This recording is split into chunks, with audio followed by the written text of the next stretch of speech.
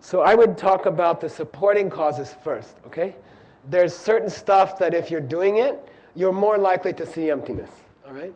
So there's a preparation. There's kind of the warm-up. Before you run the race, you know, you do the stretches and you do the jogging around, and there are supporting activities that you can do that will prepare you to have this 20-minute experience, okay?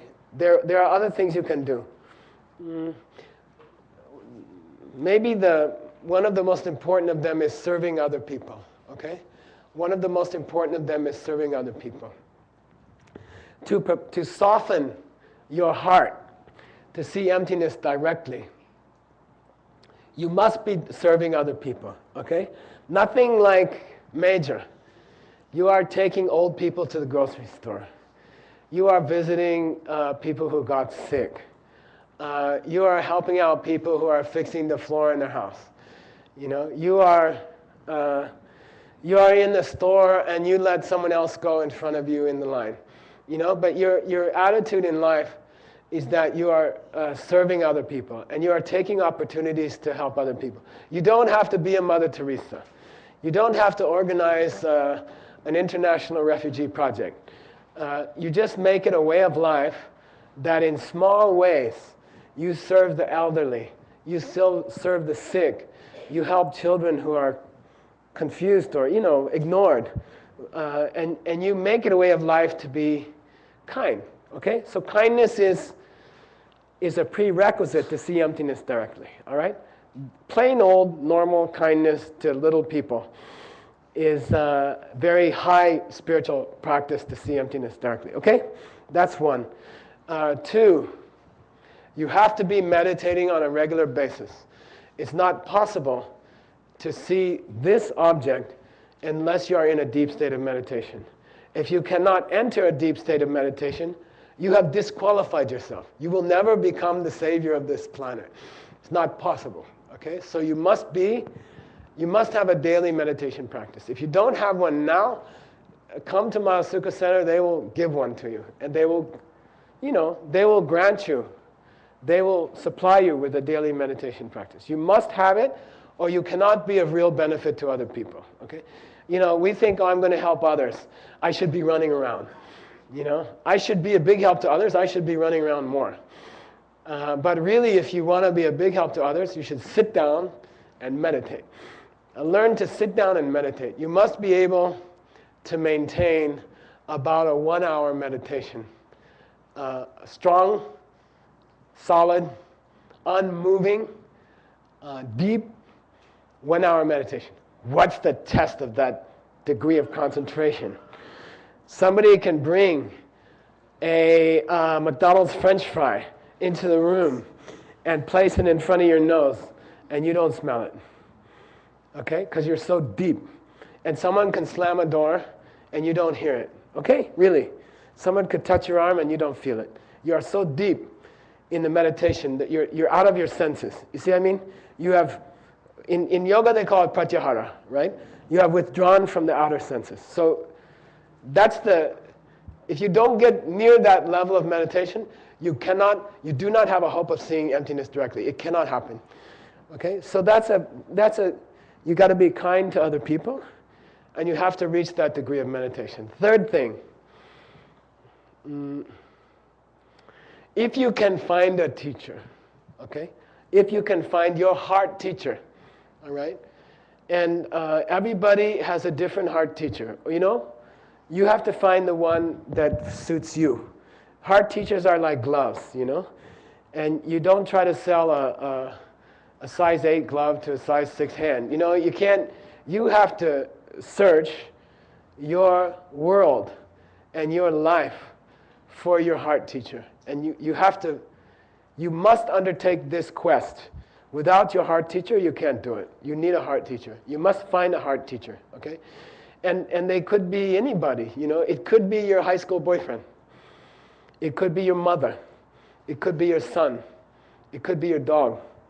It could be a guy dressed up in a Tibetan red lama suit, you know. But don't assume what they're going to look like. And, you know, your heart teacher is the one you find who has that connection with you. And regardless of how other people see them, you see them as special. And you experience them as special, okay? And everybody can find a heart teacher. And what I'm telling you, find them at all costs, okay? Find them at all costs. I'll tell you what all costs means. I grew up in Phoenix, but we used to live in San Diego in the summer. And I surfed a lot. And my goal after college was to move to Del Mar, which had the best surf in California, and rent a room and surf all day, or most of the day, Like I had a plan after graduation, Like I would move to Del Mar and I would surf, And then I ended up studying in India and I met His Holiness. I had a long talk with His Holiness and I said, tell me what to do and I'll do it.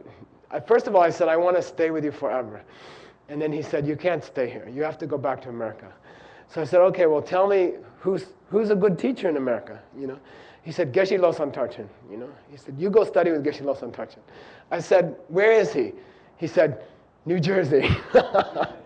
Then I was like, tell me Kentucky, tell me Iowa, but New Jersey, not New Jersey. I can't do any place but New Jersey. You know what they call New Jersey in New Jersey? They call it the armpit of the nation. And in my mind, in my heart, I was like, this is the ultimate test, Can I give up Del Mar for New Jersey? And I did, okay? I went to New Jersey, like the one place I hated the most in the world, because the teacher was there, okay? So in the quest for your heart teacher, it overrules all other considerations. You could even give up Del Mar for New Jersey. And I stayed in New Jersey for 25 years, okay?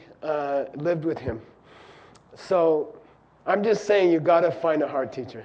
Then you have to serve that teacher, okay? You have to serve that teacher. I cooked for my Lama for 8 years. I drove his car. I bought his groceries. I washed his clothes. I did his Social Security. I, built his house. I paid for his house and I built his house with my hands. And that's, you gotta, when you find your own heart teacher, then surrender to them and give them everything you have. The first day I met him, I brought him my bank book, with all my money. And I said, I made him momos, okay? Momos are Tibetan dumplings. I spent all day, I made him momos, And I came to the monastery, and I knew some little Tibetan from India. So I came to the monastery, I said, Nga Sangye Go, And then I said, here are momos for you, master. Please accept me as a student. And here's my bank book, and I'll need a place to sleep. Any place you say, I'll sleep, I said, these are my 4 requests to you. So he looks at me and he says, do you know what Nga Sangye Go means? I said, yes, it means I would like to study, become enlightened. And then he said, oh, I see. And then he said, what are these things? I said, they are Tibetan dumplings, and I have cooked them for you, And I worked all day on them, and they have, whole wheat and everything, And then he said, what's this thing? I said, that's my bank book. That's everything I have in the world. He threw it back at me. He just threw it at me. He said, I don't need your money, And he never charged me a penny my whole life. For 30 years, he taught me. He didn't charge me anything, right? Never took money from me. Then the last thing he said, what was the last thing? Oh, I said, I need a place to sleep. He said, I can't help you. I'll teach you, but that's your problem. And that was it, nothing. And then later he told me, the first 30 years later, he said, you came to me on the first day. You said, Nga Sangye Go. He said, do you know what you said to me on the first day? I said, I don't know. You said, I want Buddha. And then he said, do you remember the food you gave me? And I said, yeah, I worked all day on it. He says, I ate one bite and I took it out and threw it in the woods, And he used to make fun of me like that. So, You have to have a teacher to serve. It's not for the teacher, okay? He didn't need me. People gave him houses and he just refused. He didn't need anything. He didn't need me, for sure. But you have to give yourself away to the teacher, okay? And I'm not talking culty, and I'm not talking like that. Then the last thing you need is to study. You know, obviously the teacher should be qualified. And they should be able to teach you what you need to know. And you must find a teacher like that, okay? They must be able to teach you what you need to know. And you must undertake study with them. You know, this is, you must try to understand emptiness in an intellectual way, over and over again. There's a joke in Tibet, you have to hear the pen thing 3,000 times. So some of my students are up to 2,800 or something. You must hear the pen thing over and over again, okay?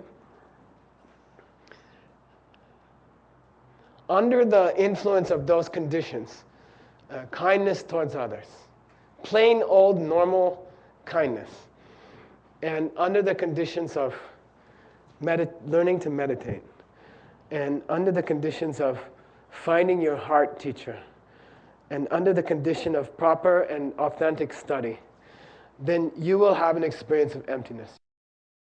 So now we want to talk about, in Tibetan it's called Jorlam Chichok. These are the final moments, the final few hours before you see emptiness. What happens? You know, what's the process? What goes on in the final few hours? For this, you have to know Chi Chedak, okay? Say Chi Chedak. Chi Chedak. Chi Chedak is a special subject, okay, of Buddhism.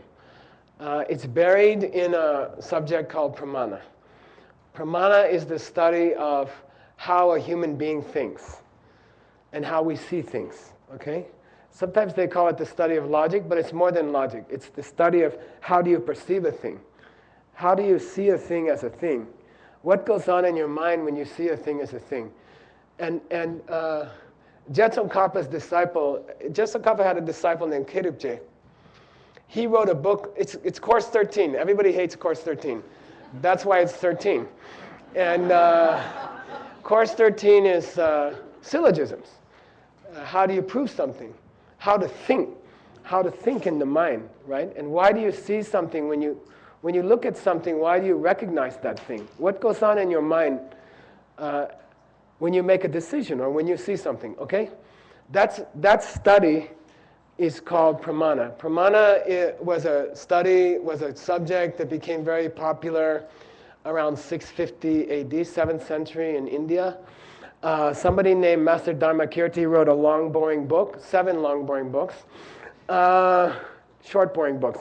And then he explained how you see things, how you experience stuff, what happens when you see something. He taught that.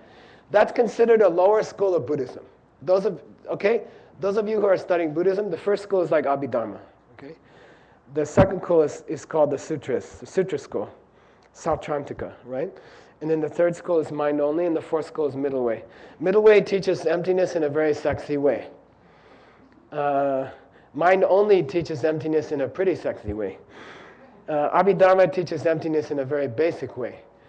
And the second school teaches emptiness in a sort of dry way. Okay? And so people avoid that book, and I haven't taught it much.